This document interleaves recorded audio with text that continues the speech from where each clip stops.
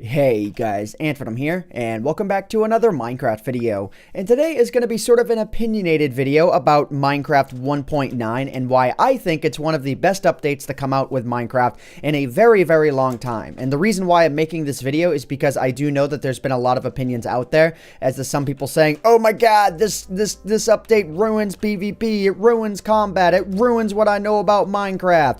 And I actually remember seeing something along this sentiment happen with a different game called RuneScape, actually, where they changed up the combat system entirely, and a lot of people were really mad about it, but like they gave the players exactly what they were requesting for, which was more complex combat and combat you actually had to think about. And that's what this update offers. So I don't know. I wanted to talk about it in this video and talk about what I thought was absolutely awesome about this update, because there's so many things that are awesome about this update. I don't know. I just kind of want to get into it here. So anyways, I kind of have like a list of things that I want to cover, but in the way that I'm going to cover them, I don't know. I'm just kind of improvising here. But anyways, the first thing that I wanted to cover is how awesome I actually feel like the new combat mechanics are.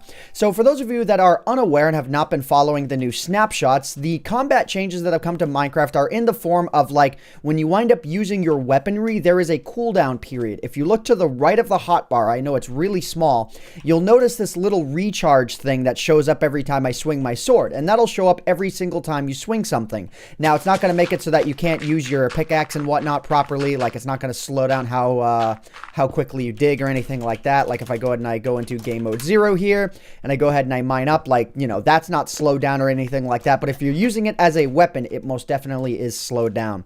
But it's not slowed down in that you cannot use it. No. This is what I find to be absolutely fascinating about this. Instead, the recharge timer that's on the bottom right of the hotbar there is actually based on, like, how much damage the weapon will do when you use it. So I can go and I can still spam this constantly. Like, look, if you see, I can spam my sword hit constantly.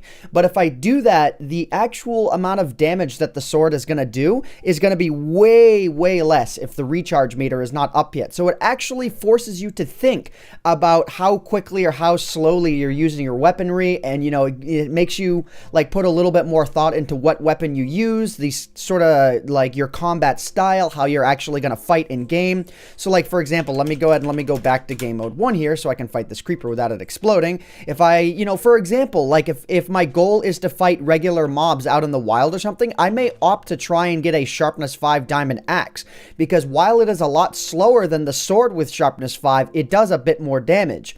And the diamond axe by default now does a bit more damage than the sword itself.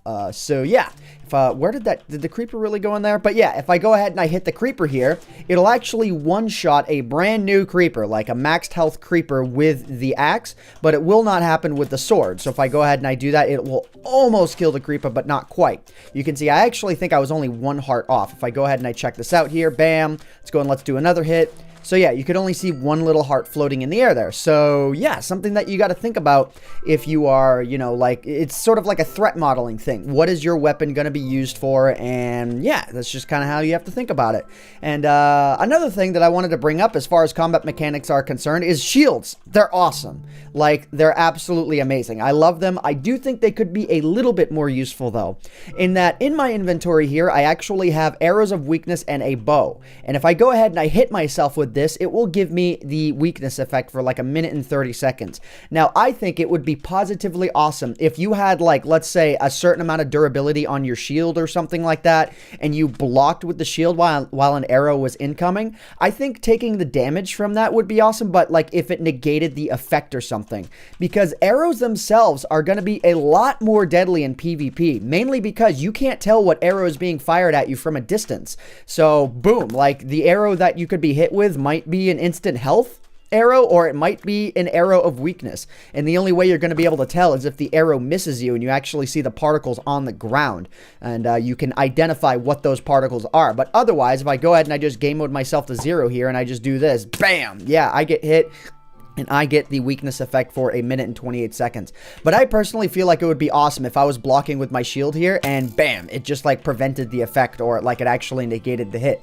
But negating an arrow hit would take off like a significant portion of the durability of the shield. So like maybe it could only take like 10 total arrow hits or 20 or something. I don't know.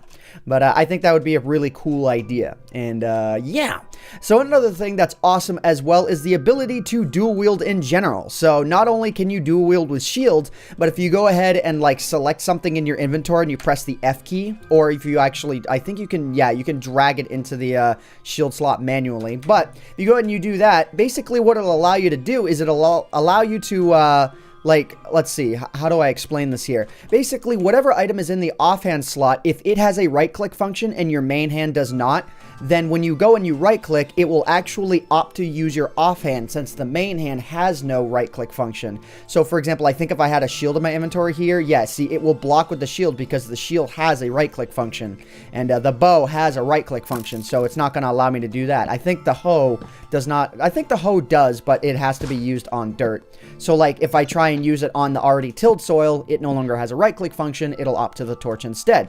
So I think that's pretty awesome because now it means, like, you can be prepared for, like, anything, you know, if you're not super worried about using a shield. Because, like, let's just face it, if you're only dealing with regular mobs out in the wild, then you don't have to be worrying too much about using your shields and, you know, if you have, like, diamond armor and whatnot, or if you have this super awesome dragon skull.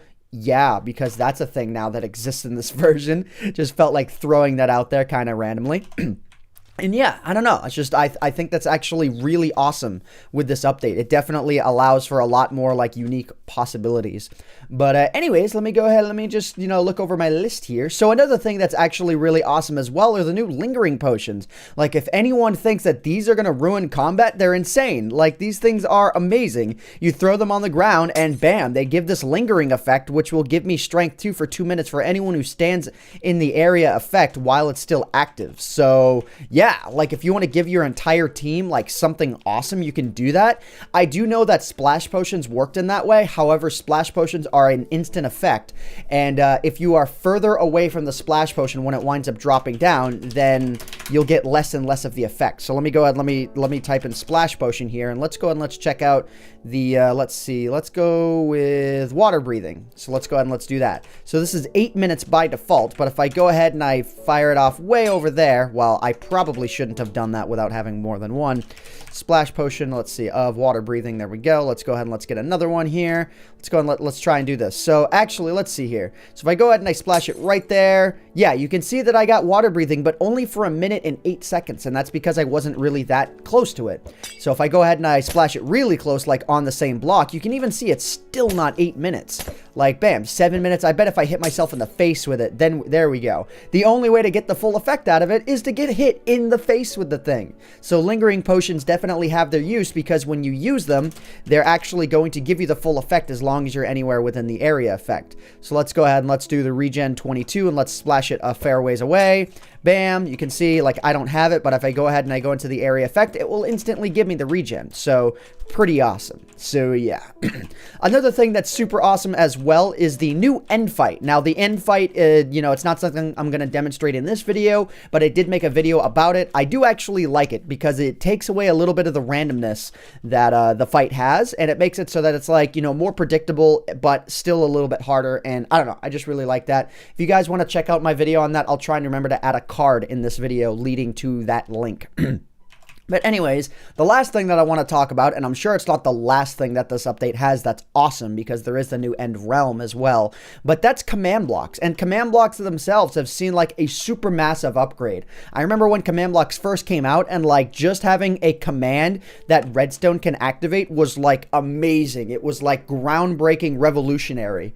It took, like, these super complex piston redstone devices and made them a lot simpler and made the possibilities a lot better. And these new command blocks actually make these a lot better as well. Another video that I'm going to try and link to is a video that Lorgon111 made about calculating these, like, very specific types of fractals and how the way he can do it with the new command blocks is 40 times faster than the way he used to have to do it with command blocks. So command blocks themselves, let's just say hashtag 40 times better because that's what I think they are. So there's two new types of command blocks. One that will basically allow you to chain multiple command blocks. So basically, like, if I chain a bunch of these together, if this one's successful, it'll trigger this one. If this one's successful, it'll trigger this one, so on and so forth. And then this one will just repeat the signal. And what's actually cool is in some of the snapshots, there's actually been a new feature that was added called needs redstone or always active. So I could probably just say butts.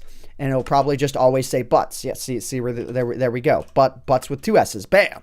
So it doesn't actually need redstone. This will just always update to eternity. So that's really, really cool as well. So yeah. So anyways, that's like a large list of the things that I think is actually awesome with this update. Let me know what you guys think. Like, give me your honest feedback about 1.9 in the comment section down below. Do you guys feel like this is a good update, a bad update? I can definitely understand if you guys are probably thinking this update has been like way too long in the making. And I actually do have a rough explanation as to why that is. I think basically there was a long period of time when Microsoft acquired Mojang. And there is this thought that the versions of Minecraft were going to be like made to be the same. So like, you know, I think they're basically waiting for the console versions and the Pocket Edition versions to catch up to the PC version. I think maybe, or maybe it was just weirdness with the acquisition. I don't really know. But there was quite a few months where I think Minecraft itself was not being worked on at all. That's why we didn't see snapshots. Do you think the developers of Minecraft like actually like made content, but like were just told to not do anything with that content? I mean, I don't know. If I was a developer, I'd want to be sharing the new stuff that I make constantly. And I think that's why they do these snapshots, and that's the reason why we're getting them again, is because the game is being worked on again. So I do think that the vast majority of the content that has come out for 1.9 has all been made within the last 2 months, even though 1.8 has been out for over a year now. So yeah, but I'm really excited for 1.9. I can't wait for it to come out, guys. But I'm gonna go ahead and I'm going to end off this random little ramble video here. I hope you guys enjoyed this style of video, because I really enjoyed the way that I wound up actually getting the commentary out there. Like, I do wind up improving all this commentary like most of the time, and this was definitely a hyper improv video. But anyways, guys, I hope you all have enjoyed this video. Leave your feedback in the comment section down below, and I bid you all farewell, guys. Thanks so much for watching, and yeah, later.